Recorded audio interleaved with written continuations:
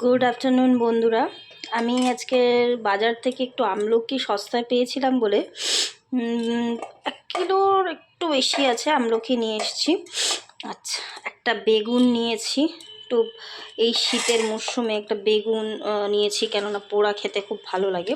আর এই যে নিয়েছি দুটো, এটা গন্ধরাজ লেবু বলে, কিন্তু গন্ধরাজ আমার মনে হয় না, বাট এটা কিন্তু আমার ওই কাবজি লেবু না কি বলে, এটাই মনে হয়। তো এটা ঠিক বললাম না ভুল বললাম একটু তোমরা আমায় বলো। আচ্ছা, আর একটা নিয়েছি এই যে বড় মতো ফুলকপি, এখন সবার ঘরে ঘরে এই ফুলকপি।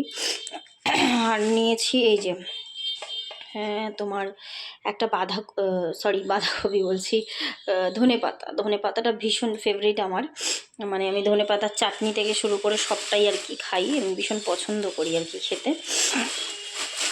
আচ্ছা ওকে, একটু দাঁড়াও, একটা দেখাচ্ছি। এই যে একটা পালং শাকের তাড়ি নিয়েছে, খুব ভালো লেগেছে এই পালং শাকটা।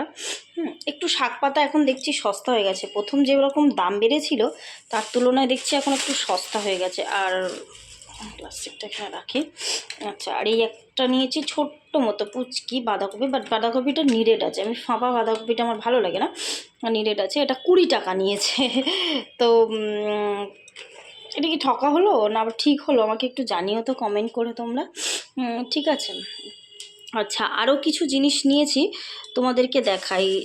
আজকের ওয়েদারটা মানে বৃষ্টি পড়ছে এই সকাল থেকে, তো বেশ কিছু গোবিন্দভোগ চাল নিয়ে এসেছি, ভাবছি একটু খিচুড়ি বানাবো, বাট এখন জানি না, দেখা যাক।